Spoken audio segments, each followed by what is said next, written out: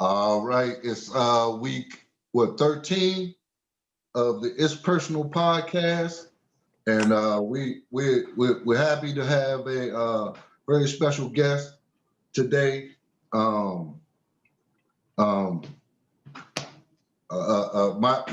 actual cousin, Bishop Paul Walker. Thank you for being here today. Thank you for having me. Thank you. Yeah, and we got same panel. Y'all know who it is. We're glad to have Brother Andre Wallace back. Good to see you, bro. Fresh out the fresh all the block, baby. Yeah. Mike J's back. We got Mark. We got Devon here today, and my brother Alfred. And the reason why we got the bishop here today is because we're gonna talk about Christianity in the Black community, and it's been a topic that we've been bouncing back and forth with my team, and when we started this, we wanted to build our community and take everything, bring everything to the table, the good and the bad, and see where we are with it.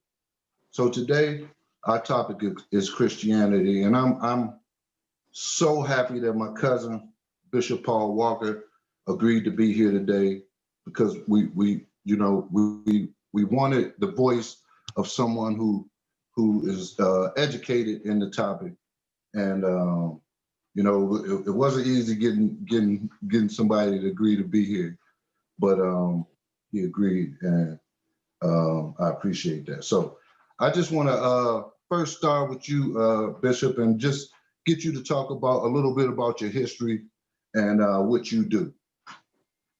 Well, first of all, thank you for having me. I appreciate being here on podcast with all you brothers, and if there are any sisters, and for all, even who identify or do not identify.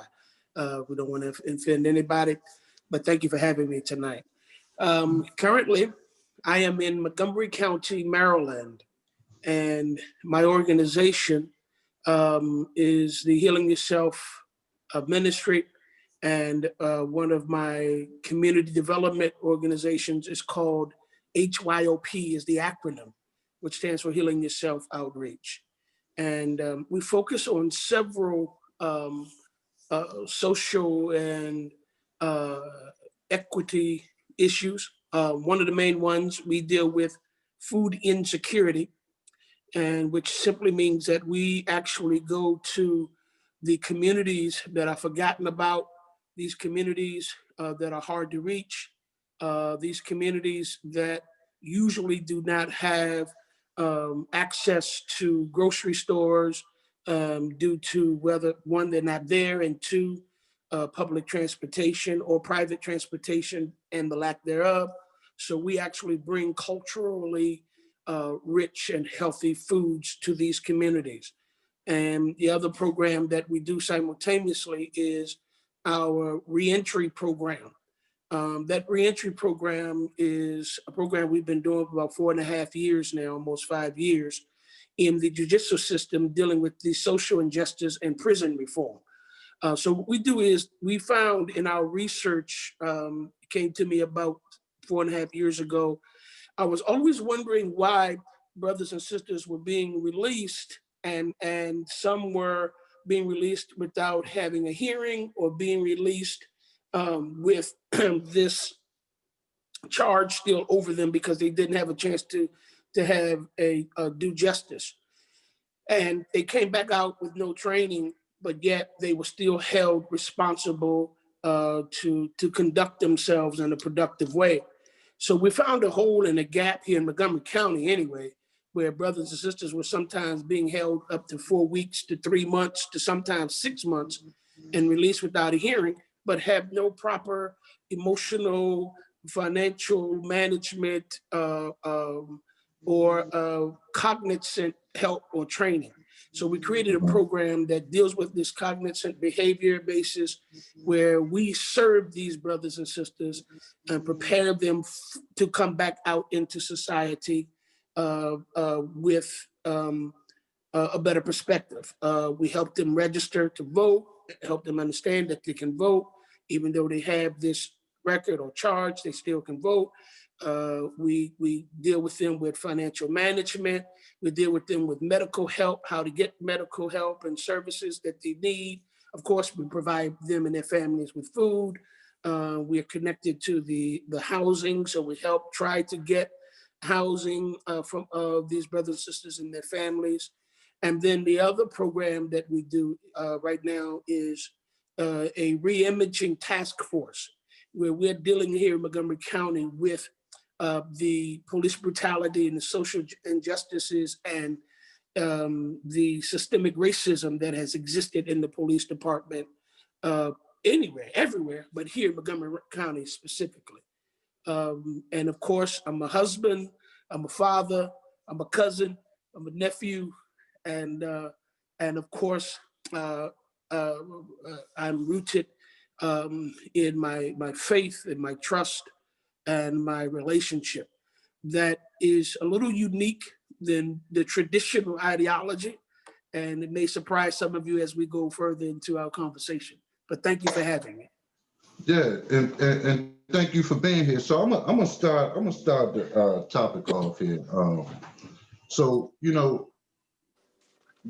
we bounce back on this topic a lot, and with the group that we have, and it's about not just Christianity but churches, churches and their position in our community, and the fixture. The church has been a fixture in our community for a very long time, and as far as where we are as a people, you know, I've been having a hard time with the position of the church and what it's done for the people, and namely in during some of the toughest times that we go through. Why isn't the church on the front line? Is basically what I'm saying. And as you know, I grew up in the church. I grew up a Christian. I would say, Pentecostal church. I love church. I used to like going to church. And but as I got older, well, when at first, when I got old enough to make the decision whether or not I wanted to go to church, obviously I would say no because I was forced to go when I was younger. You know what I mean? But as I got older, in my early 20s, I felt like I had a relationship with God, and I would call myself God-fearing, and I would go back and forth, in my mind. Are you coming down? Come on, because I got to get back on. They're going to think I left. No, you on. Oh, I'm still on? Okay, Yeah, thank you you. on. So I would have I would go back and forth in my head with things that I would hear in church and things I would see in church, and I'd have so many questions. And as I got older, I just started to see. I don't feel like I see enough, benefit from the church because our people are hurting. You know what I mean? They're hurting. We're uneducated. We don't have resources, and then you have this institution that they believe so much in, and I just don't feel like it's ever done enough. Basically, I want to ask you though, Bishop. What's your opinion of the church as a whole in the Black community? Well, I come from a very different perspective. First, of course, my background, and of course, Kenny and I are first cousins. His mama is my auntie. And so growing up in that faith-oriented family structure and background where, this thing that we call church or salvation goes back, well, I would just stay with church, goes back generations. So, of course, raised in the church, then I left as many testimonies we are aware of are the same way. And I began to live a little different life based on, in comparison to how I was raised, which gave me a better perspective. And what I would think, and I appreciate, not only a better perspective, but a broader view and understanding of life, period. So with that said, I'm answering the question of what do I think about the church in its totality today. When tackling that question and then answering it, it's almost as if you have to think in this philosophy of the chicken before the egg. What comes first, the chicken before the egg? And you can always argue that, back and forth, you just this round robin. But in the general sense, with the network that I have created, just to kind of give an example of the title, and it's more than a title because it's an actual office that I walk in. As an office of the bishop, part of what I do is to build community of not only of people, but community of churches, and bring them to a broader perspective of understanding that the letter of any law can kill, but what brings life to any people is the spirit of man, the essence of man, or the belief and essence of something greater than who you are. So what I believe, based on my practice and based on my life, that yes, we can truly and honestly say that the church over, and again, we're talking about the institution, not the beef, the belief structure, but the institution, the politics of the church has lost its way over generations. And again, what I said earlier about the chicken before the egg, because I believe that some of the offbeaten path that the church has gone is because of what was allowed to come in to the structure of that institution, and then its purpose became contaminated, and they lost the ideology of the real purpose of that institution, and it became an institution all of a sudden of get rich, get wealth. It became an institution of control and fear and all of this. But that to me happened within the last 60 years, 65 years, because there was a time before then, when we go back, even when the civil rights movement began, and even before that with Isuzu Street, and even before that in the Old and New Testament of African Americans were blacks. Ethiopians is what they called us, which represented half of the world, into this thing called relationship with God. So yes, the church has lost its footing, but if I would use a consensus, I would like to believe that that's not the majority of the church. But because bad news is what I'll say it this way, bad news is what gets attention. We wouldn't watch CNN, Fox, MSNBC, anything if all the time we turned it on, it was all good. I mean, that's just factual. Good, bad news brings ratings, period. So of course, and I just interject this, and I'm not going to take up too much of the time, but I remember when I started my business, and the thing that made my business take off is because I got one good testimony from a customer. One customer gave me a raving review, and all the neighbors start calling me. I remember also a partner of mine who tried to start a business, and he got a review from a customer that was horrible, and it almost ruined him, because bad news or a lie spreads like wildfire. We all know that, and it's hard to get out from that. So again, I don't believe that the whole church has lost this perspective in reference to the body of the institution, in reference to the majority of the institution.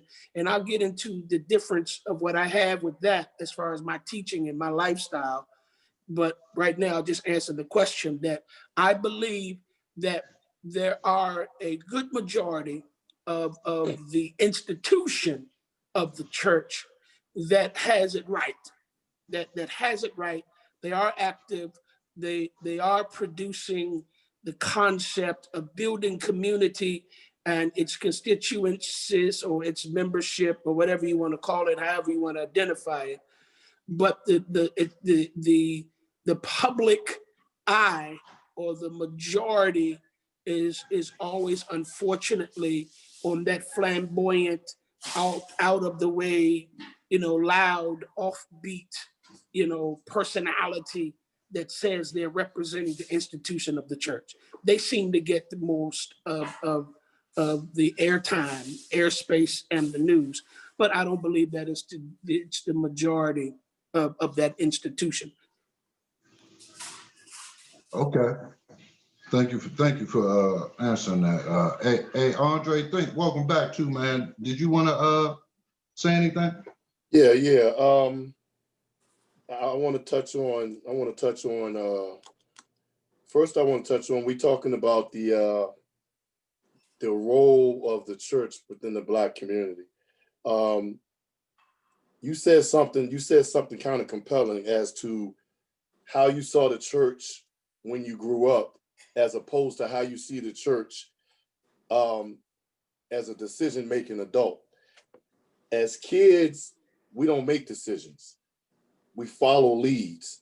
Our community, growing up, you'll look at our community, you'll look at the elders in our community as far as the ones that are going to church, and we'll say, hey, they are religious people. What is a religious person? A religious person is someone who believes in something higher than themselves. A religious person is someone who adheres to a particular system of worship.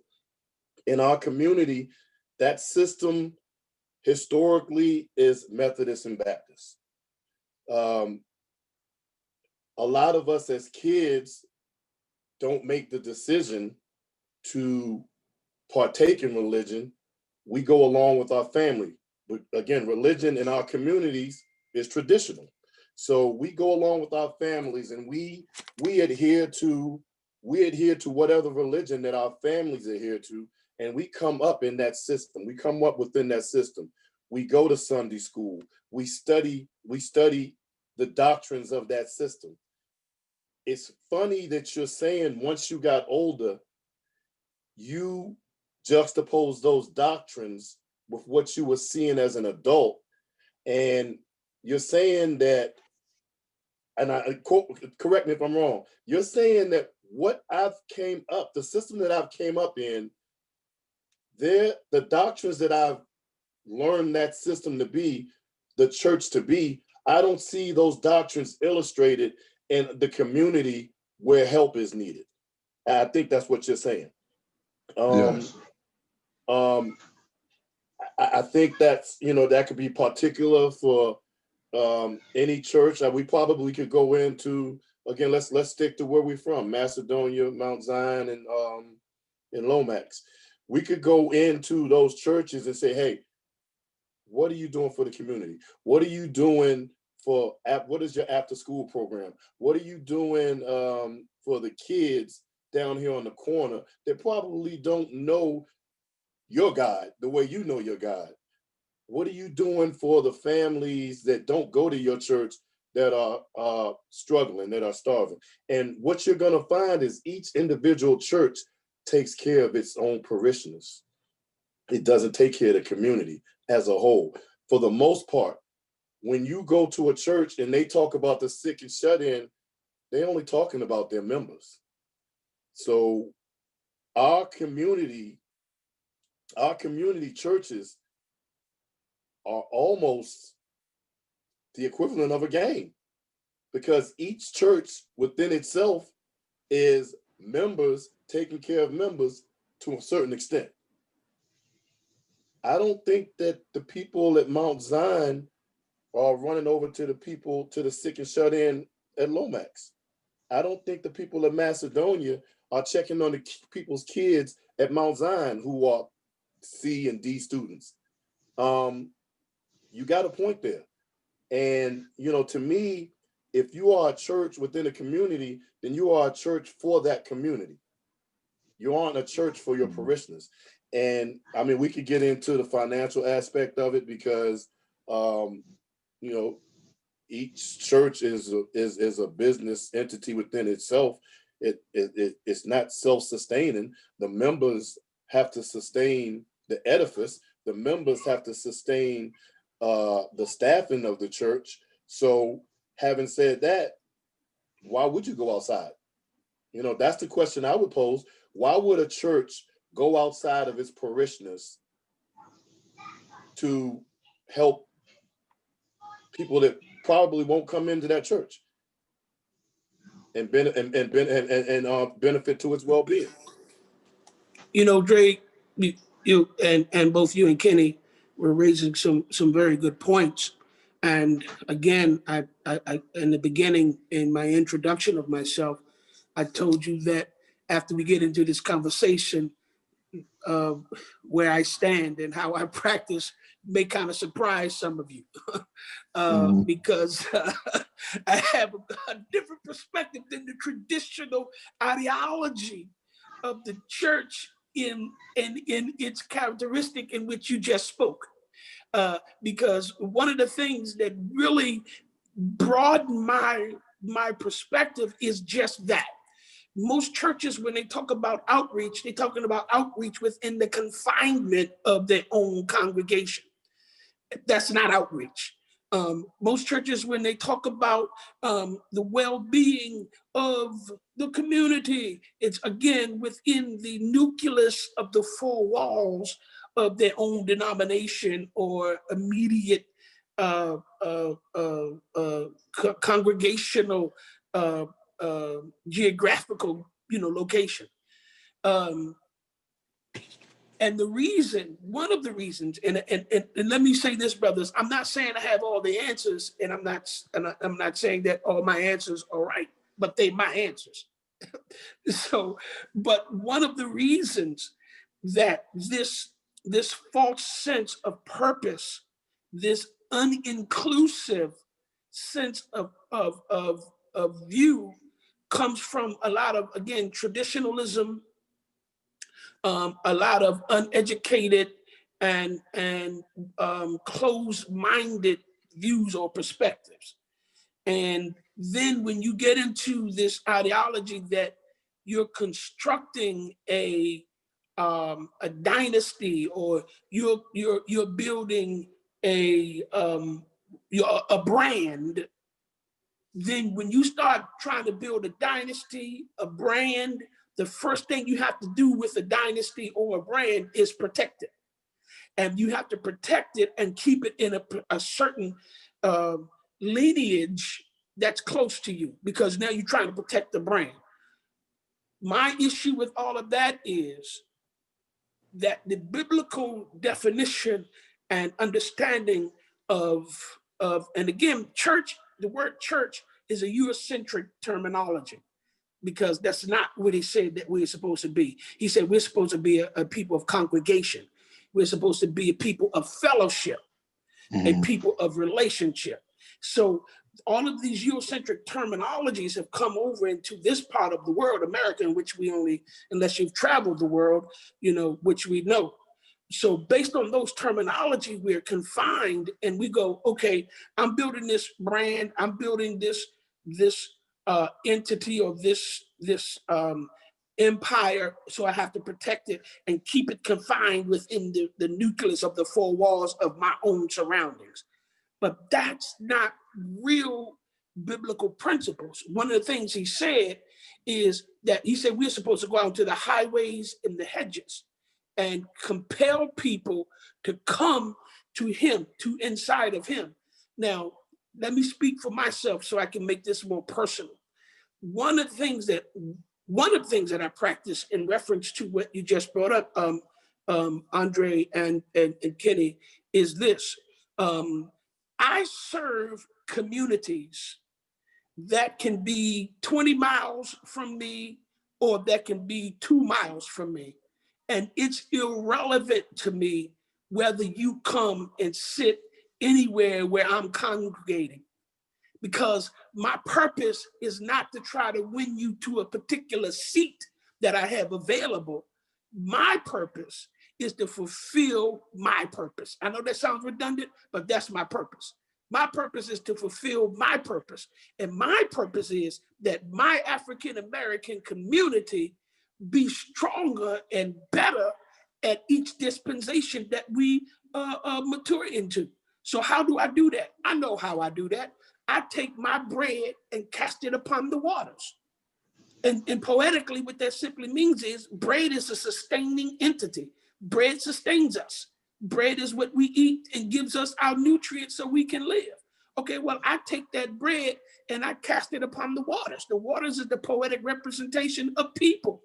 And then it's not for me to do it with any ulterior motives, because in its own, the current is going to bring that bread back to me eventually at my hour of need, at my moment.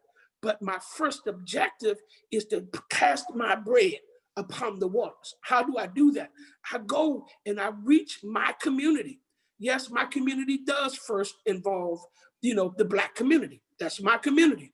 Then Latina, and then Indigenous Americans, and then all other so-called identifiable people.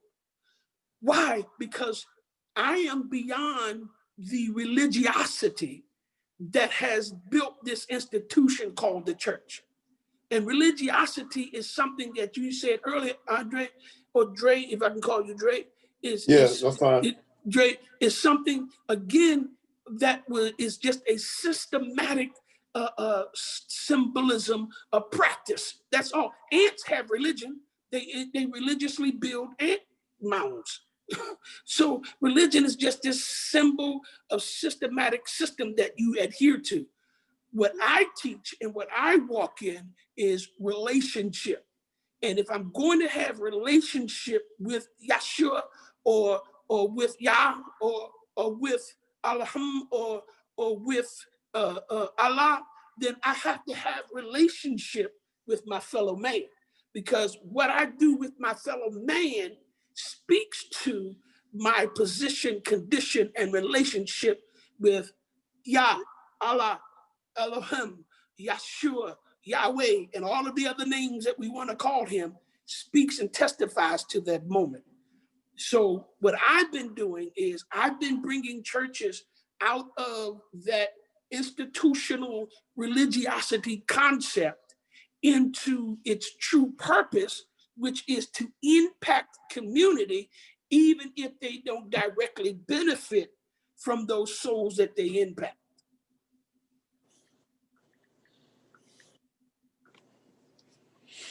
That's a good answer.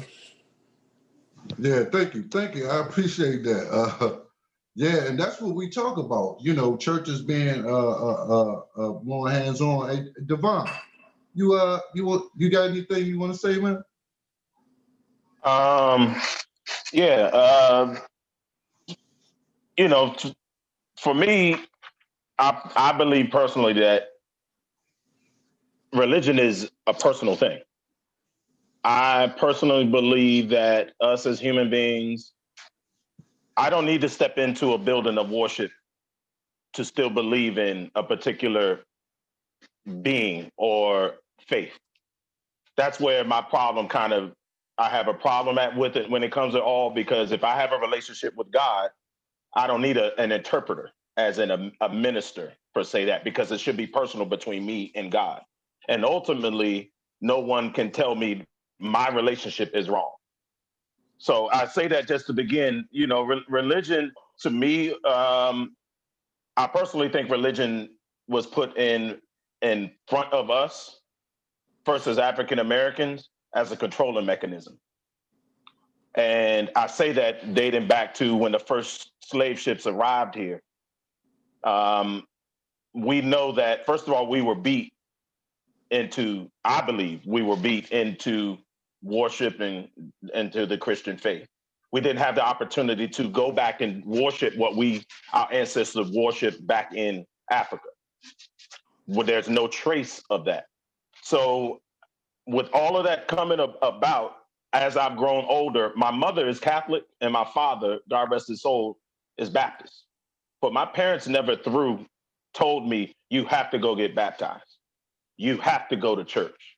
My parents first instilled in my house what it is that we are going to believe in that's going to keep us whole as a family. And we had a Bible, we read from the Bible, all those type of things. But my parents also instilled in me that they left it up to me to make my beliefs personal as I grew older. Just the whole effects of religion in our community. Like I said, I really think a lot of times it's held us back a lot. The bishop actually talks on the things that I feel churches and organizations should do. So I commend him and his organizations for doing that, because it's more about the people, not the religion. And I think too often churches make it about the religion or the church. And, that's where I really have my problem at. When you look at just the definition of religion, it's a noun and it's a belief in or worship of a superhuman controlling power. And so if I just look in that requires a certain amount of faith and belief. And at some point in time, I personally believe that has to believe in some sort of blind faith. There's a saying that says, I walk by faith and not by sight. And this kind of tells me that I have to walk in the faith and not by what I'm seeing. Because if I base it off what I'm seeing today, I don't know how much faith I can have on an everyday basis when I walk outside of my door. Because we know on a daily basis there's someone being hurt, there's someone being killed by the hand of another person, all right? And sometimes it's Christians doing it to Christians. So if I just walk out blindly, sure, I may believe in it. But if I look around and open my eyes and use my brain, I have to ask what's its whole purpose in our community. So me personally, I'm not religious. I find myself to be more spiritual. I believe in science more than anything. So again, I personally think it's something that my relationship and what I believe in, I don't need to spread to anyone else. It's my internal belief. I just believe that we all should be doing whatever is going to help us get through. And what's right for you may not be right for me, but I have to respect that and care about you regardless. Kenny? Brother Devon, is it Devon? Yes, Devon. Brother Devon, man, I enjoyed what you were just saying. First, the chair that you're sitting in right now, are you sitting in a chair or sofa or? No, I'm sitting in a chair. You're sitting in a chair. Who made that chair? Who manufactured it? Yes, sir. Probably the furniture company. I have no idea who the furniture company is. But you know what you just did? It took faith for you to sit in that chair, because you believe that chair was made for you to sit in. And so you sat in it. I agree with you. He also had theoretical evidence on what a chair exactly. I was about to say. Yeah, I'm sorry. My bad. I'm gonna shut up. But no, you're right, because you're right, Bishop. With what you're saying, your thought process for that, you're absolutely correct. And but what the only reason why I was making that point is that I want my community, my brothers and all, to understand that the power of our mind, is what I believe brings things into reality for us and make them true. That's the point I was trying to make with that brief example. Right. Because if we try to pocket faith and put it in just this small category, then we're doing it an unjust, a disservice. Because faith is something that you live, not something that you just claim to have. Faith is something that you live and practice every day. Faith in your fellow man, faith in a supreme, faith in your relationship, faith in your abilities, in your outreach, and whatever it is you're trying to do. It's something that we live, and you live it because it's something that you have a belief in this energy that's already in you that we all were created in. Right? So again, I move beyond religion because religion has started wars. Religion has committed genocide. Religion has of course caused us to be enslaved in this country and mistreated as animals, all in the name of religion. Yet I believe that before slave ships, if you look in books of the Bible like Genesis 41, Amos 9, Matthew's, what is that? Matthew's 15 and all of that, Acts 8, and all of that, it talks about the Ethiopian people. In the Genesis, it always talked about the Ethiopian people and the ability of Nimrod building the tower. Black people, these were our Black people from Cush and from, coming from Cush and who we are. We were these strong spiritual people. And you said a key word, Devon, which is my faith is I am more spiritual than I am religious. Whoa, wait a minute. You just called yourself a bishop and you just saying you ain't religious? I am not religious. I am spiritual. I am not. I know that's right. I told you I was going to kind of rock I get it. A bit about. I'm not a religious man. I am a spiritual man. I totally get it. I am a man who believe in my spirituality because my spirituality is what brings life. The letter of this poetic, beautiful, God driven book. The letter can always kill if we just try to stick to the letter of this book. But I speak to the spirituality of this concept and how we are to walk. And believe it or not, watch this. He called us gods, little g. He said that we are gods on earth. That's period. So we're gods on earth.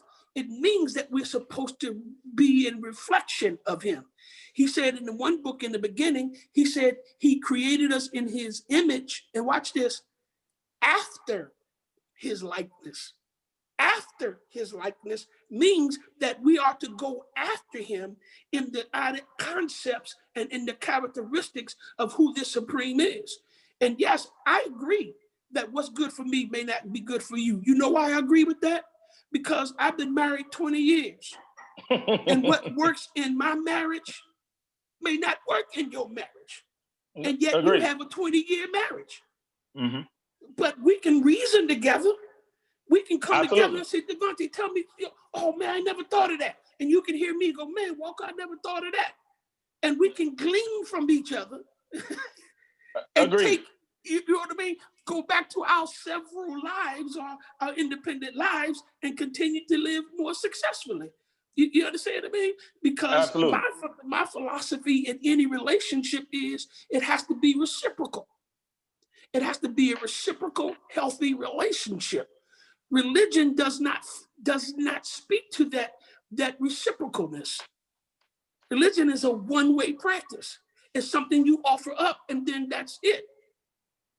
But salvation, or the plan of being rescued from something to create relationship, speaks to a mutual reciprocation that says, as I'm giving, it's being given back to me. It says, give and it shall be given. Press down, shake it together. Shall men give unto your bosom, running over. So as I give, I'm making room to receive because I'm practicing this reciprocal lifestyle that's beyond religion and speaks to spirituality and the health of mankind. And I'm going to end it with this. Science the book speaks to science. He built the four corners of the world. He built the four corners of Earth. He put the solar systems in the air. So it probably would blow your mind, but do I believe in extraterrestrial beings? Yes, I believe that there's somewhere life somewhere. If I believe that he's powerful enough to create this one, he has to be powerful enough to create something somewhere else. Period. That's Agreed. science. And speaking on the science part, and to come back to the chair that I'm sitting in, it's a perfect example, and I totally understand what it is that you're saying. My science theory on that is there's been proven experiments of practice of failure of millions of chairs to give me enough faith that I can sit in this one and it won't fall. I didn't just sit on this chair. I didn't just sit on any chair and not know. I at least can witness. I have 4 other chairs here. I can leave another house and there's more chairs, and I can probably know from evidence an experiment occurred that someone had to sit in that chair and either it didn't fall or it didn't. That's what gives me my faith that I can sit in this chair. And yet you still took faith to believe in that written conclusion, in that investigation of that written conclusion, because you still had to believe in its organicness or its genuality. So you read something, and then you were able to see samples of what it was you read, or what you read spoke to the samples, and the samples bear witness of what you read. So the intake, you believed in what you were consuming legibly. You believed in that based on whatever the practices and the sciences and the development of it was. But guess what? We all have stories of things that happen in our lives that we may not be able to put a true definition in linguistic terms, because it was more spiritual event. Because I have the same things. You know, I can give you some stories and testimonies of things that I've read and that I've seen that allowed me to believe and to walk the way that I'm walking, which is this, and I love what you said, Devon. I love this. You said, you ended it with this. You said, and it's okay that I believe what I believe while I respect what you believe. And the reason why you're able to say that is because of maturity. Agreed. Because you've developed into a level of consciousness that has strengthened your subconsciousness, that allowed you to be comfortable with anybody else's perspective of their consciousness, as long as it's not hurting and damaging anyone, to be comfortable with them being them. Yeah. That's who I am. I'm so comfortable with who I am. I'm so rooted in what I practice. Let me tell you this. They call me a bishop because I've been or consecrated into that office. I speak in mosque. I speak in Jewish temples. They ask me to come speak in all these places. And I do a lot of public political speaking in what I do. Why? Because I'm comfortable with who I am, so much to the point where I'm more than comfortable with you being you and hearing you, because we can always glean. There's a scripture that says, come, let us reason together. Well, guess what? Reasoning simply means if I'm not strong enough in who I am, then I'll never really be able to hear who anyone else is. And as long as we have that type of enclosed, uninclusive mindset, then we'll never grow as a people, meaning our Black community, and then we'll never grow as a race, meaning the whole human race. Agreed. So, absolutely agree. Yeah, we got some other guys on here it's just gonna get a little better. So hey Alpha, what's going on, brother? I'm glad leave his mic off. He's on mute. Yeah. Hey, come on. What's good with you? Yeah, you're off mute. You. Yeah, man. You want to join in this conversation? I know your history with this topic is a little more complex, and I'm anxious to hear from you. You talking to me? He readjusting and everything. He readjusting his seat and everything. That's the bishop of his personal. That's funny. And y'all see the readjusted his seat, right? Yeah. I was moving around because I was listening to what you were saying, Bishop. And then I guess I have a few questions. Let me ask you first this. Are you one of those, because you said you're not a conventional bishop, are you one of those who takes the Bible literally, or you kind of just use it in like theory? I didn't hear the last part of the question. I'm sorry, he broke up. Is your perception of the Bible and your teaching of the Bible is literal, or is it more figurative? How do you prescribe to your faith? That is an awesome question. And simply put, I prescribe to it as the Bible is applicable. And it's applicable in each mitigating circumstance. So I believe that the Bible, you usually and mostly can find specific precepts and concepts that speaks to specific encounters in your life.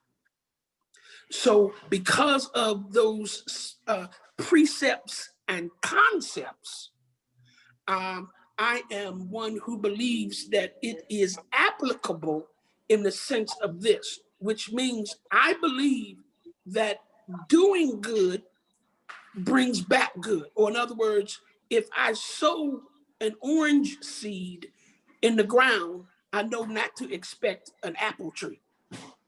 So that's what I mean when I speak to the application of it. Now, you remember earlier, is it Brother Al? You can call it whatever. He froze up on me. I'm sorry. But anyway, No, can you hear me? Yeah, I can hear you. There you are. So I believe that the application of it is just as simple as this, that if I sow that seed, whatever I sow is what's going to come up, is what is going to be the result of what it is I sow.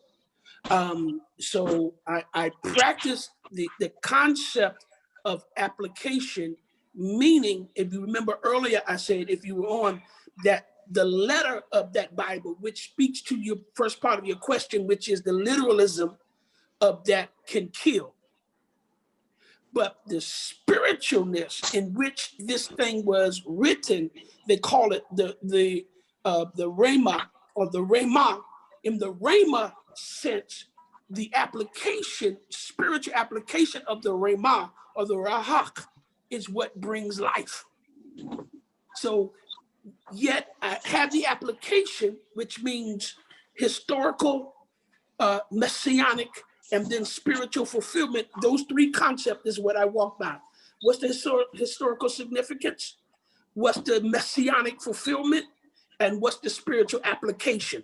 If I can answer those three concepts in what I teach and what I live, then I have applicably presented this message in a common sense practice and reality of life. I hope did that answer your question, or at least was it an answer?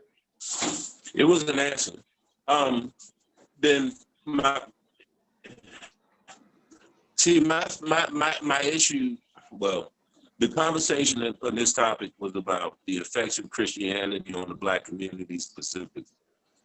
Regardless of what you believe, whether it's literal or figurative, the effects, you as an individual have decided to do things that you felt that there was a need for individually. It wasn't really based on your teachers, kind of, you can say it was. I mean, that was more of a personal thing. And like Devon said, I really do think that is needed from all Black people in our community, whatever faith you walk with, if you choose not to walk in any path. My biggest issue with Christianity is its ability to suppress the human nature to do what is necessary for it to survive. And it doesn't really matter what perspective that you have on it from anyone that I've talked to. And most people sit there and will tell me that they have their own perspective on Christ. You have your own relationship, da-da-da-da-da. But it pacifies you. you spoke of how the church, about making the church great again.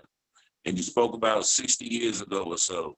I remember that was a time where 4 little black girls was getting blown up in the church and no one did anything. You know what I'm saying? So, and then you talk, 400 years ago when it was raped into it. So if you got a product that you know was raped, that is a strong word, but that's what happened. Was raped. There's no way you can sit there and say, okay, this product could ever be good for anyone who is subjected to it. And trying to find some way to pacify it and understand it and quantify it to work for you. I get it if it gets you through, but I mean, I gotta stop there because I'm trying to be, I'm not trying to be disrespectful in any way, and I do appreciate you coming on. I just have Hey, bro, let me say this, man. You are in no wise offending me. okay. I am too comfortable with myself, as I said earlier to Brother Devon, to be offended by what you feel. I respect what you feel. And that's what blows my mind. Like, if black people believed in each other half as much as we believe in something that has never been proven to ever exist and or work for us, imagine how much stronger we would be. And that's my biggest problem with Christianity. It teaches us to put faith in something out of ourselves, like how you said, something greater than yourselves, instead of ourselves internally. And no, I get the charitable parts and all of that stuff, and that's all kind of cool. But I think Tweed said it earlier, it's kind of like a gang. I mean, Raffle Evans used to give turkeys out on Thanksgiving. You know what I'm saying? And the church used to feed the poor, but then they used to also force them into doing certain things. You want food, then your kids have to go to this. So they go at the kids. It's really nothing different. And it's not teaching them to think freely. It's not teaching them to challenge what's taught to them. It's not teaching them to stand up and go for what you want, regardless of whatever has been put in front of you, whether it's your family, because most of it had it drilled into us. So that's my biggest issue with Christianity and its effect on the community. What I want to kindly respond to that. That's probably, again, going to go make you sit back in your seat. Is the reality of what you said is true to this certain consistency or dynamic. The thing is, number one, what has always worked for the Ethiopian or the Kush or the Black race is our spirituality. That has always worked for us. When it stopped That's working, not true. Gunpowder wiped that completely away. I understand. I didn't interrupt you. Because I didn't want you to think that I wanted to debate you. I wanted you to at least hear. And I apologize too. Yeah, I just wanted you to at least hear what, because I heard everything you said. And the reality is I am in no wise afraid to admit that there are truths in what you said. But here's the perspective that's different is, again, the institution of the church, the religious or the religiosity concept of the church has created this dichotomy that speaks to the truth or verifies the truth in what you were speaking. So it means that there's something that we got to elevate to greater, because we can always keep saying what's wrong. We can always point out to how it's been wrong, but after we point that out, after we express that, now what? So I believe in practicing the now what, because I can't argue with you, bro, that the church has and the church is and the church hasn't. I can't argue with that because I believe that to be truth. That was one of the motivating factors for how I practiced my life.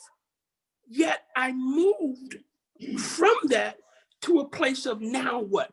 Now that I understand what its failures is and what its failures are, now what? If I continue just to point out how failed it is, how wrong it's been or how wrong it is, then I become bitter, angry, and then less effective with what I'm trying to do. And then I separate myself from the wisdom of maybe being able to use that institution to bring light to. Because one of the concepts is if I'm in error, or if I see my brother in error, and I don't take the sense of humility and love and go to that brother and share with him some light that keeps him from hurting and damaging himself. When I say error, I'm not talking about somebody's way of how they want to whatever, but I'm talking about error that's causing their family hurt, that's causing their family harm, that's hurting their children, that's hurting their wife, that's hurting their mother, that's even bringing destruction to themselves. And I go to that brother and I say, hey, brother, you're in error only because that crack ain't good for you. You're in error only because that alcoholism is not good for you physically, scientifically, or medically. And I don't go to that brother in the sense of humility, meaning that same error that has that brother can get me, then I'm doing a disservice to who I am and who we are as a people. So we move past the idea of how wrong and what it's been wrong to a now what. So what do? I know what I'll do. I know what I'll do. If I'm going to win somebody from a place of error, I have to be harmless as a dove, but wise as a serpent. So if I have to be comfortable enough with coming into your space and allowing you to be who you are and wisely give you a better, a broader, may not be better, but at least another perspective. And then you take that and it opens you to something greater within yourself. Then I've done a spiritual work that takes me beyond religion and the institution of the church. I'm now practicing the now what.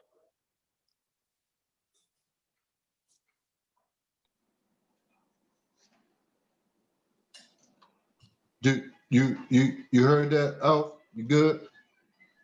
Yeah, no, I heard it, and I do apologize for cutting you off. It wasn't my intention to be confrontational, but you used the word like when you talk to your brothers and you try to get them off that track. That's typically how I talk about Christianity, and specifically, like collectively as a people. I mean, I know a lot of individuals who are strong when they get their fix and they feel weak without it. And I'm not saying it in a negative way, but I'm saying, but collectively as a whole, as a people, we don't do what is necessary to ensure that the negative things that are affecting our community don't happen. We don't suss out those who take advantage of us, whether it's our own kind or it's people. Christianity is something that is always kind of used to slow us down or pacify us. It's always turn the other cheek. Like, I mean, literally, a church was shot up by a white guy, and they talking about praying for the guy. The dude's brother was killed by a white lady cop, and he wanted to hug her, and the judge, the hugging, and is talking about praying and all that. But there's no, it doesn't benefit us. And then I don't want to argue. You're not arguing, bro. I don't want to Trust argue. me, man. You're not. I want you to understand. No. I'm not saying argue with what's real. I'm talking the validity of it. If it gives you peace and all that, cool. But like the effect on what it does on our community, it slows us down. It doesn't strengthen us. We don't call, like other faiths, when they, like white Jesus works for white people. Black Jesus don't work for black people. Like, and that's my problem with it. So you made the point, where do we go from here? I had a conversation with a few guys on this on this podcast right now that was saying Christianity is here, it's in the community, there's nothing you're going to do about it. Now, I really do agree. You're not going to get rid of Christianity. Where do you go from here? Like recognizing, yeah, you have an institution that gives you reach to do these types of things in the community. How do we take advantage of that, I guess? But I still have a problem with it all because I have a real bad concept with the whole thing. I think the institution needs to be crushed, even the spiritual side of it too. But well, yeah, that's where one part of what you said I agree with, which is the institution of the church right now. It really needs to be restructured and built back up to its true perspective, ideology, and purpose. Now, again, Christianity is a Roman-centric, Eurocentric terminology. That terminology was meant to be derogatory. There was nothing good about that. White folk accepted that terminology, Christianity. That's white folk. He called us saints or he called us sons. That's what he called us. I'm a son of God. I'm not a Christianity. I'm a son of God. I am a son of God, created in his image and after his likeness. I'm not a Christian. I know that blew your mind, but I'm not. So I agree with that. That derogatory terminology came from Rome. It was a Eurocentric terminology to identify a group of people that they were killing who was walking after the Messiah of the Yeshua, who was Black. People want to differentiate Black Jesus, white Jesus. This white Jesus was somebody they called Caesar Borgia. That's all he was. He was a son of a cardinal that they created this picture of and made Jesus. That's all he was. He had nothing to do with truth and reality of these biblical principles of Ethiopians and Egypt and Israel. Had nothing to do with that. So yes, the institution, this false concept, especially here in America, and if you travel to other countries, you'll see some more truths that you won't see like here in America. So that's true. Now, the spirituality, that part, that can't be unrooted, destructive, because if you do that, then it takes away from who we are on the inside, because we are God's, lower G. And if we are God's, we have to be an offspring of something greater than who we are. Now, do I have a problem with anybody being an atheist? Do I have a problem with anybody being agnostic? I don't have any problems with anyone's center or that brings them center. I'm strong enough. I respect it. Is that your center? That's your center. Yet at the same time, if it comes a moment where I have to defend, I'm prepared to defend who I am. But at the same time, I'm not offended by anybody's personal perspective and ideology and concepts. But spirituality to a Black people, we've always been spiritual. You probably been to Africa, bro. You've been to Africa, right? Have you been to Africa? nah. Okay. What we need to do one time, man, when we get past this COVID, is we need to go to Africa. And you'll see how much of a spiritual people we've always been. Spiritual. I'm talking about in tune with the earth. I'm talking about in tune with animals. I'm talking about in tune with the sky. I'm talking about in tune with the moon, in tune with the sun, understanding the movements and the wave of the seas. This is our spirituality. This takes us past the finite concepts and walls and confinement of our mental capabilities. And to move past that into a sense of spirituality that opens up our perspective to a broader view of what life is, can, and should be, and the power that we've been indoctrinated with to bring change, it's to me more powerful than the differences that we have. It's more powerful than the differences that we have. You want to jump in, Mark? Yes. Oh boy. like to start off by saying, welcome back, Tweet. I miss you, my brother. I had to throw that in real quick. Yeah, I'm listening to what the bishop is saying, and in my mind, I'm wondering. I hear his confidence, I hear his esteem, and I'm trying to figure out the way that he's, or my brother, the way that you're uh, dissecting this Bible. I'm trying to figure out how can you replicate that um, so that the congregation or the community can also use the scriptures in the way that you're using them. Because to me, it kind of sounds like you're taking the good only, or whatever you feel is good for you for whatever you got going on, versus actually doing what the Bible says as a whole. And I'm gonna ask you that, and then I want to come back with a few scriptures that I wrote down. And I hope I'm going to answer this if I understood your question right about what I can do to replicate this this practice and getting it, marketing it, if you will, to churches or whatever. Um, I think I do that two different ways, or maybe three. Of course, one of the ways is I have some memoirs, and I'm putting together a book and a training program that we have. And I hope I'm answering your question right so far, if I'm on the right track. Now, let me rephrase it.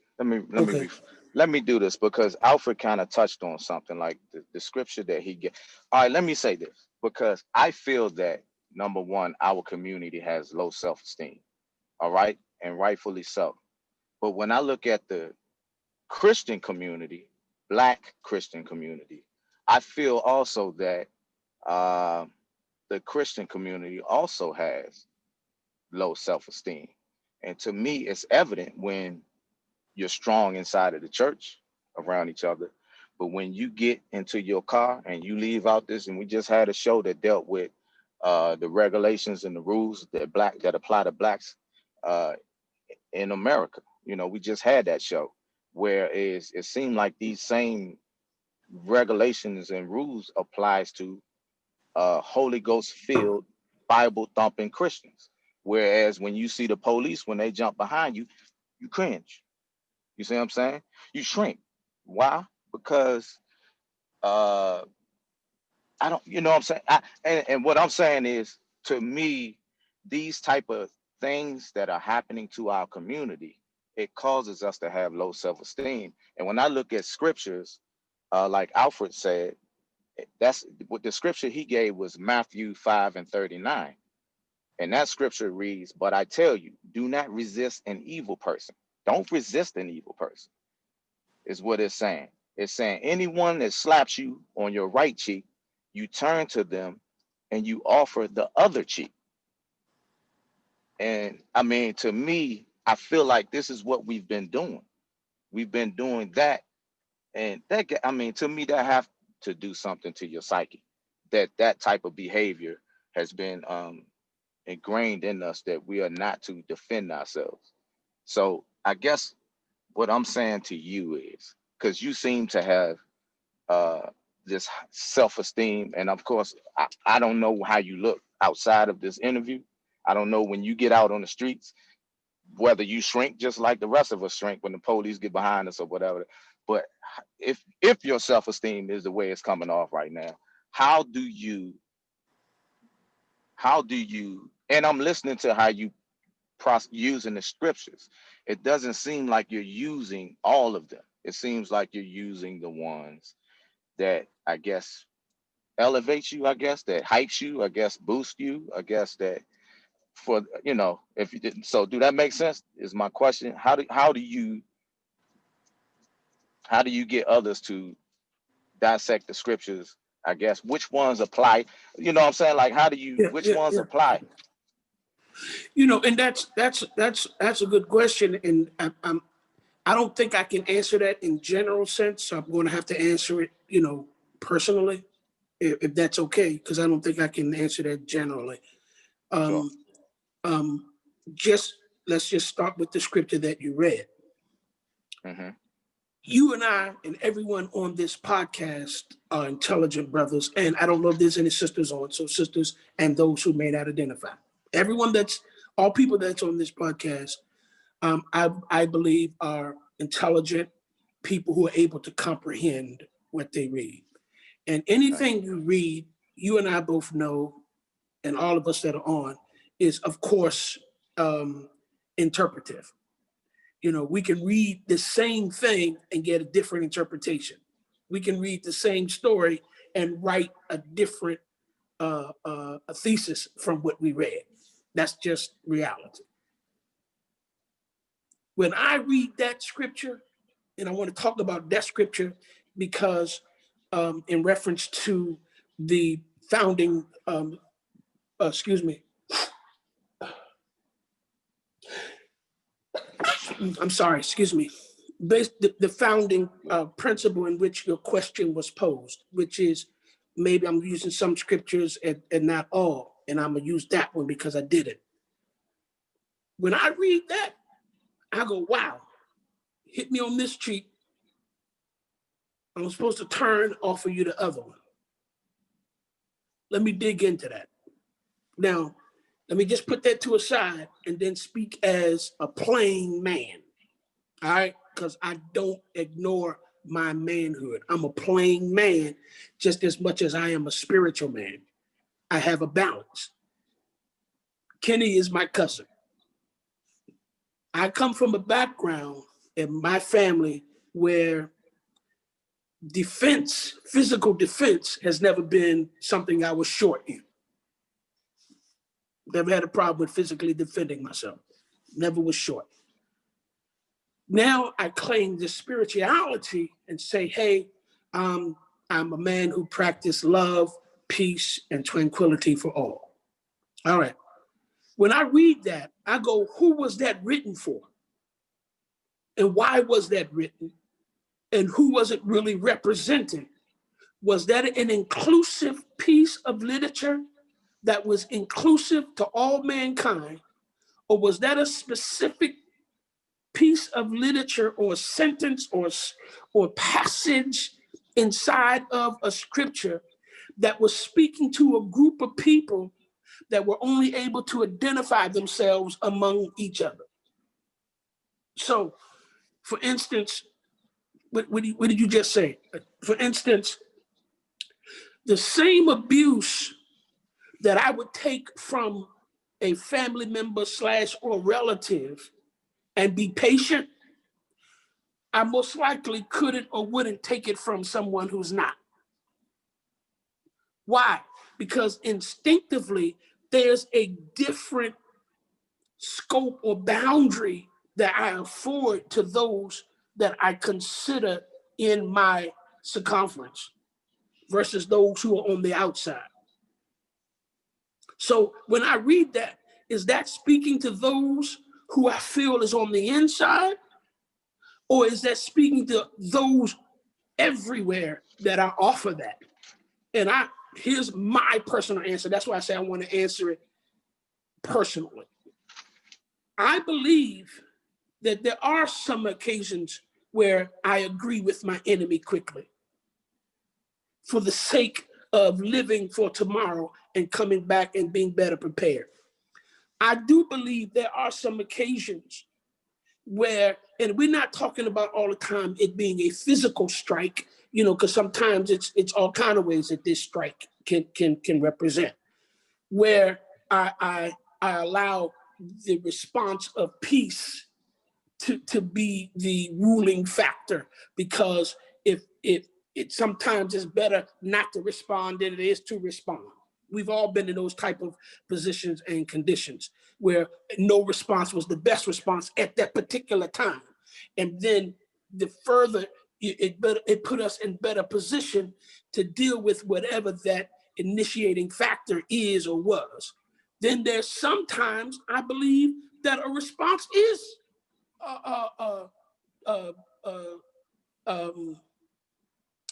worth or is qualified or what's the word I'm looking for?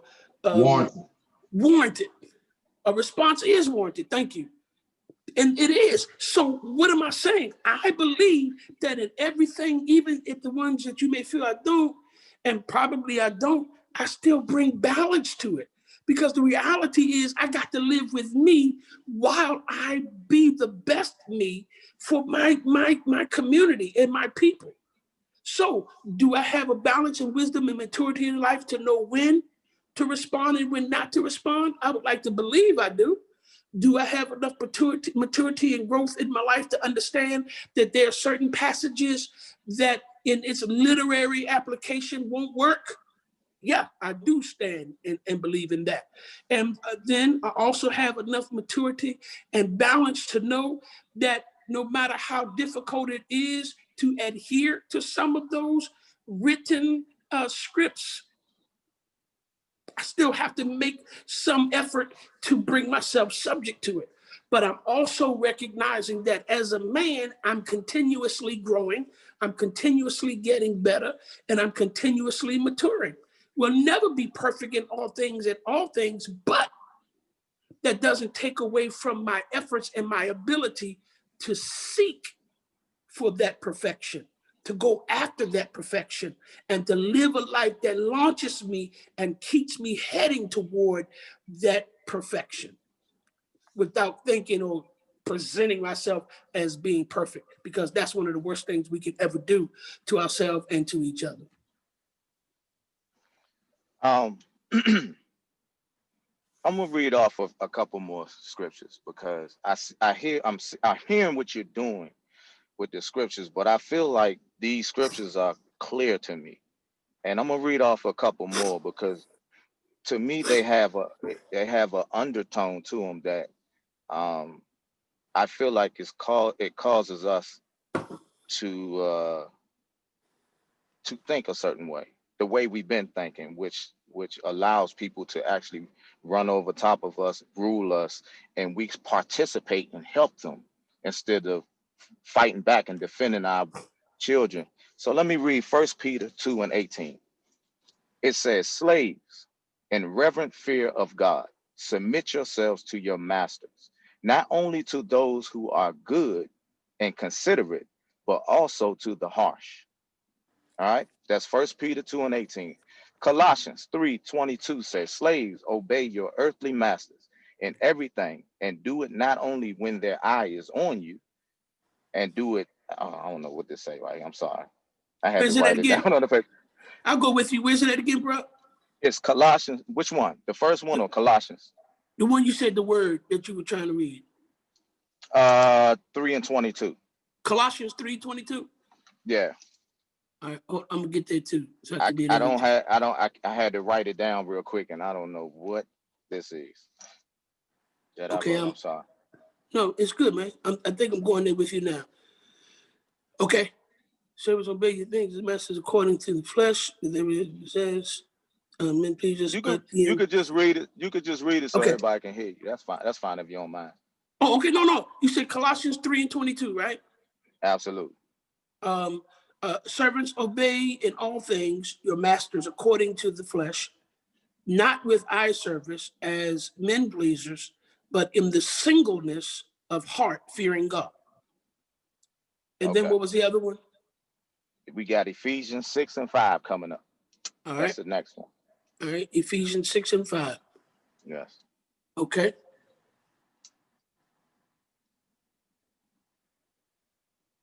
All right. You want me to read that or you gonna do it?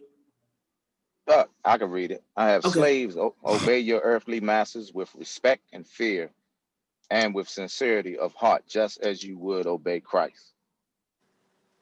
Let's go to Titus 2:9 and 10. Titus 2:9 and 10. Yes. Titus chapter I'm 2. glad you're looking so people know that I'm not just making anything up when I read these. So I'm glad you're actually looking. Do you have it? Yes. All right. It says, teach slaves to be subject to their masters in everything. What in the world I write? I'm sorry. I guess, to try to please them and to not steal from them, but to show that they can be fully trusted, so that in every way they will make the teachings about God, our Savior, attractive. Is that what you have? It's still saying the same thing. I have a different version, but basically it's saying that, yeah. Right. So this is saying at the end, you note the end that it says the teachings, so make basically so that they can be fully trusted, so that in every way they will make the teachings about God, our Savior, attractive. Now here's what mine says. 9, you said 9 and 10, right? Yes. Exhort servants to be obedient unto their own masters, Mm-hmm. and to please them well in all things, not answering again, not prolonging, but showing all good fidelity, that they may adorn the doctrine of God, our Savior, in all things, which is basically the original translation. And yours, of course, is probably NIV or whatever it is. But I don't yep. know what it is because I had to Can hurry I, up and quick. Go ahead. real quick, can I interject? Does anybody find a problem that you all are reading basically from the same book that people are supposed to worship from at the same time, and it's two different versions? I'm gonna tell you now, if that question is going to me, I'm just putting it out there because I'm gonna I tell you hear now. that, Yes, and that's what I'm hearing. I have a problem with it. It's great, Now, thank you. Okay, I'm gonna tell you why. I told you, man. I told you I'm different than a lot of this traditional I stuff. appreciate that. I can respect that. I have a problem with it because if we go back linguistically and we study the original version of this script, there is a lot of words that were changed that changed the whole dynamic of what the message was saying. Because the original language was a language that spoke in numeric terminology. It spoke in numeric terminology. It spoke to, of course, prophetic and to what was happening in that moment and in that era and in that part of the world in its original tongue, in its original translation. So when we talk about slaves and servants, based on the what was happening in eastern part of the world, in Israel and Africa and Ethiopia and all of these places outside of Rome and before Rome's indoctrination, this script was written because servitude was treated differently. Here in biblical times, if you were in service to someone or enslaved to someone, you were only there for a certain amount of years, and they gave you your freedom and what they called, I'm just going to use this terminology just to make a point, your 40 acres and the mule. I'm still waiting on mine. Yeah, I'm still waiting on mine, but I guess that's another podcast. But they gave you that freedom, and it was generally the master's responsibility to entreat you fairly, even though you were in servitude or slavery to them. It was their responsibility biblically to bring you into their home and with your family and to make sure that all was taken care of so you can focus on your servitude to them. Only this colonial slavery in this country, servitude in this Eurocentric country, where enslaved meant being treated like animals, being treated less than animals. We were treated like property. Only in this where our humanism was ignored and desecrated, and we were humiliated. And then somebody said something earlier, which takes me back to what's his name? His Bible, Nat Turner, where they were using the Nat Turner concept. They Nat Turnered us is what I call it. I preached a message a couple of weeks ago where they Nat Turnered us. And they took these scriptures and tried to read it to control us as they enslaved us and brought us from the ships.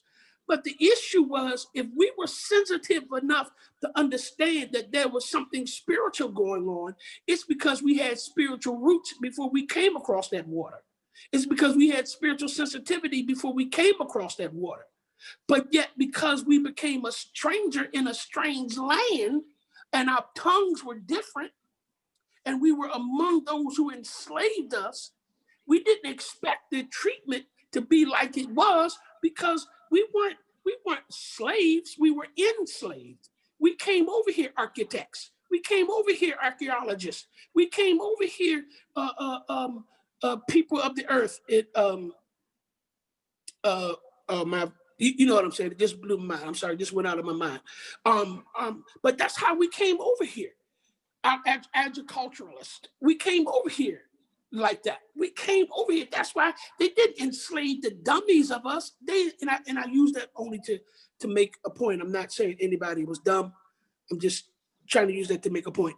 They didn't enslave dummies. They enslaved the best of us, because we knew how to till the land, how to grow the land, how to build machinery, how to operate medicine from the herbs in the ground, and how to get the best out of the oxen and the chicken. We knew how to do that.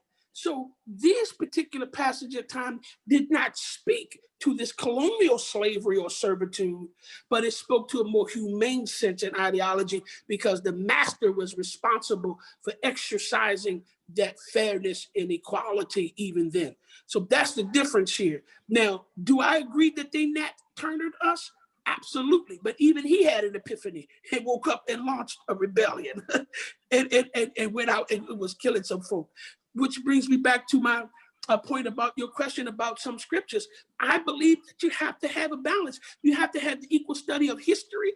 You have to have equal study of genealogy, geography, and dogma and religiosity. Create that, have a balance, and then it says in scripture, rightfully dissect the word. You have to rightfully, fairly, and balancedly, I made that word up, but that's what preachers do sometimes, dissect it, man, in a more balanced way. That's reality. But for so long, That was funny. Yeah, for so long, man, we were told one thing. Somebody mentioned Sunday school. I didn't grow up in Sunday school. I grew up in Shabbat. I grew up in the Sabbath. That's what I grew up in. I knew the Sabbath. I knew the 10 teachings of Yahweh, the 10 teachings that some people call the 10 commandments.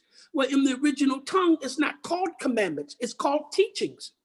So I grew up in the 10 teachings that gave me structural and foundational purpose and principle that rooted me in the idea and concept that this life is about relationship, not about a set rule of commandments that in this tongue we call it, that adheres me to some boxed, uninclusive, hands tied, eyes blinded, mouth muzzled concept.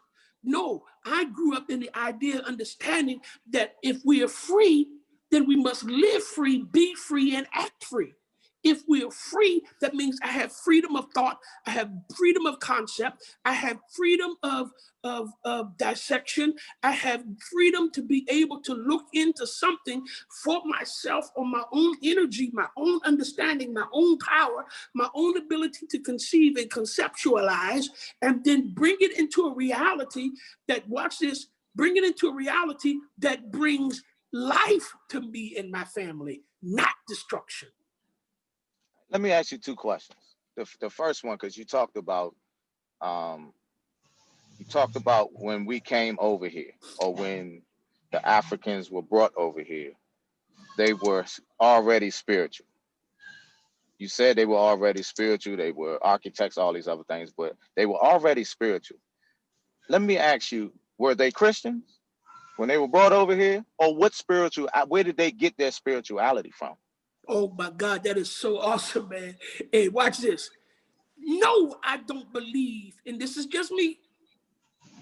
No, I don't believe that terminology Christians was something how they self-identified.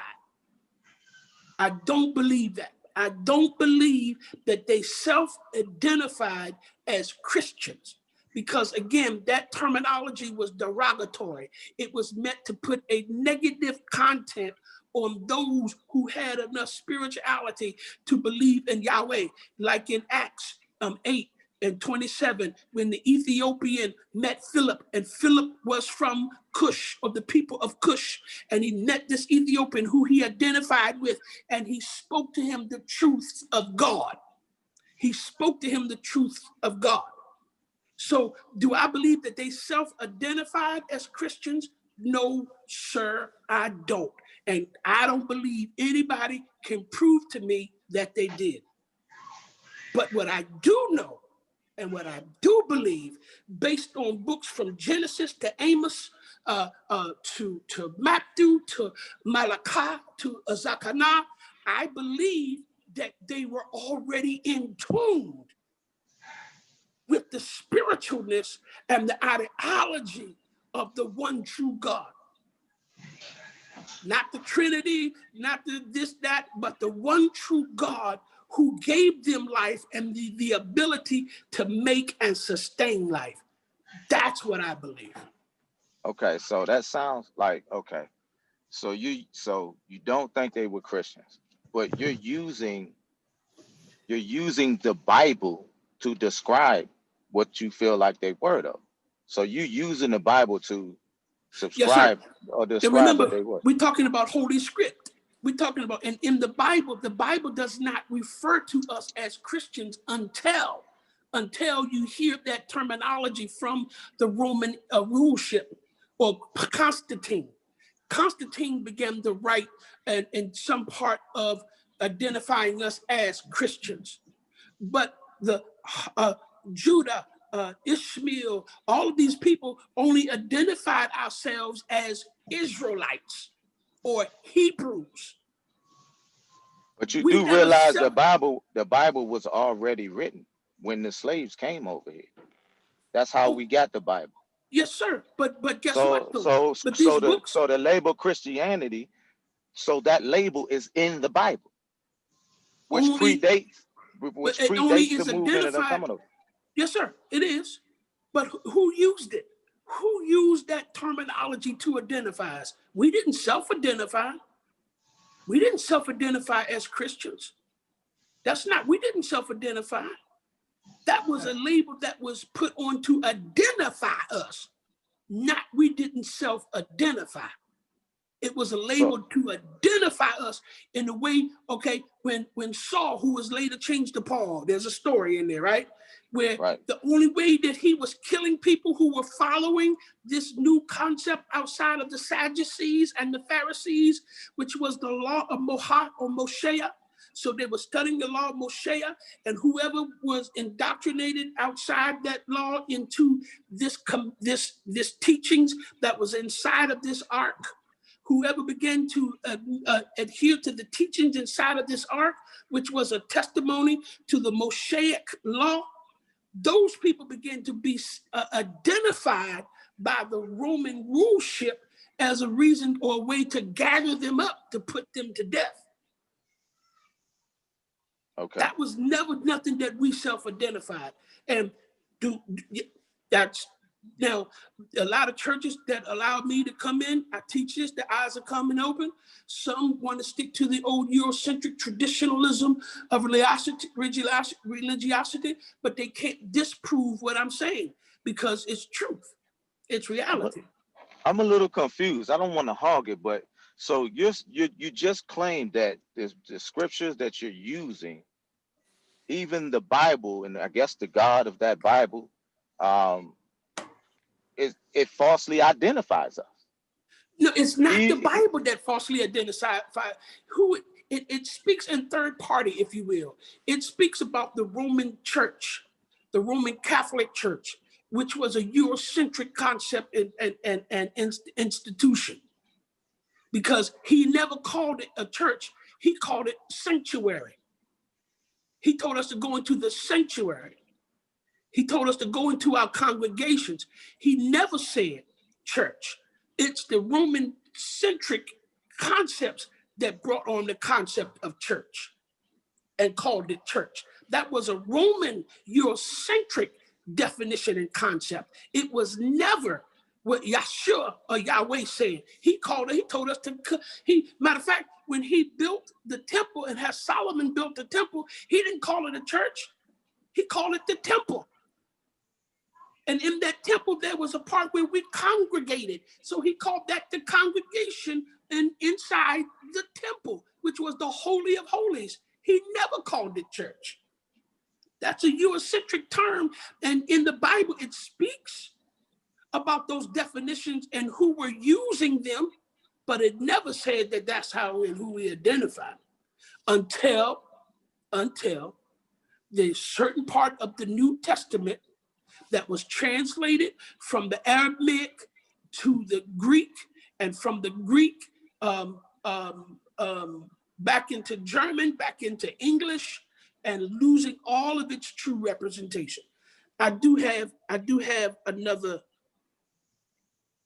meeting. But I'm sorry. Go ahead, brother. But I just wanted to tell you that I do have another meeting I got to get to. Yeah. I knew that, but I didn't want to interject. And then I didn't get a chance to get my brother Mike in there. Hey, you want to close out real quick, Mike? I just wanted to ask a couple questions. How much time you got, Bishop? Shucks, man, I got to prepare for it. Can I do maybe 7 minutes? I can get you in less than 7 minutes, because you said you have a different ideology, and listening to you throughout the whole podcast, I've seen you jump back and forth from Old Testament to New Testament, trying to figure out if you're an Old Testament preacher, a New Testament preacher. I don't think you're a prosperity or wealth bishop. You're more of a hope bishop. It seems as though that's what you are instilling, or that's what you're preaching to the people to bring people in. It's hope. Am I right in that assertion? Yes, okay. Absolutely. And so I've seen us going back and forth, giving Bible verses and things of that nature. Are you familiar with 2 Timothy 2:15? I'm sure I'm familiar, but I don't think I can quote it right off hand. That's fine. I can quote it. Study to show yourself approved unto God, a workman that needeth not be ashamed. Exactly. Now, when you go through that, it's telling you to study that, but a lot of people don't go to that next verse where it says, be diligent to present yourself approved to God as a workman who does not need to be ashamed, accurately handling the word of truth. So if we're going to accurately handle the word of truth, would you say that you believe that this Bible is the word of truth? Or are you saying that the past Dead Sea Scrolls is the word of truth? What should we be accurately handling? Now, if we get into, because now we're moving into theology, and we move into the theologian aspect of it, because those scrolls that were found, and I remember in my studies with one of my professors, those scrolls that were found, there were certain sections of those scrolls that were not allowed or voted into these 66 books. Correct. For a purpose.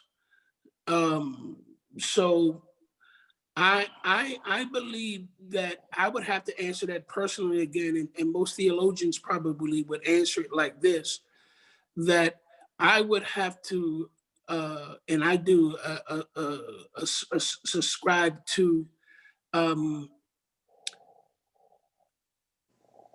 all that was inspired by him to become letter on paper,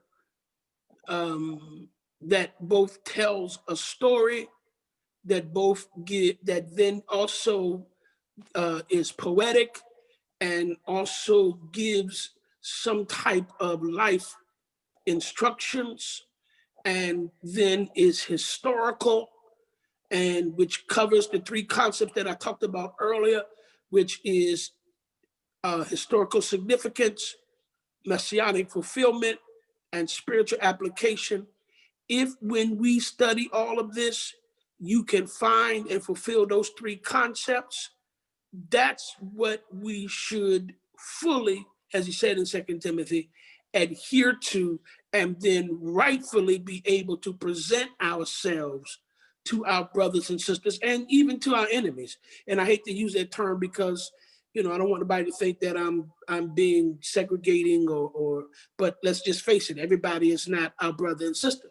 Everybody is not our friend. But we have to be prepared to make a true, strong, and as clear as possible representation. So as far as theologically, there has to be a balance again that speaks to this, what we believe, because now I could have been born in a different country and had a different background socially, or spiritually, or non-spiritually, ethically, non-ethically, financially, or whatever, and have a different perspective. I could come from it, which is a different world. So I can only base that on what I am a part of, what I'm only a product of what I know, of what I was born in, what I was shaped in, and then what I've learned and what I've had to experience outside of the parental discretions that were I guess that were patrolled upon me, and operating and learning outside of that helped build my character that was once my temperament, but now it's matured into character. And I am a product of my experiences, of my education, of my social, political, spiritual, family structure. I am a product of that. So because I am a product of that, I can only answer that by what and again, my limited, although I enjoy my life and where I've come from and I appreciate it, my limited view of life is based on what I am a product of because of my experiences and my relationships. So yeah, I believe the whole thing is both those scrolls and both what we're allowed to come out of those scrolls. Most people don't have a chance to go to school to study all of that and study theology, which is my responsibility again then, if I did, to share, just like you all are sharing, your impressions and experiences in life. And I think we all doing the same thing.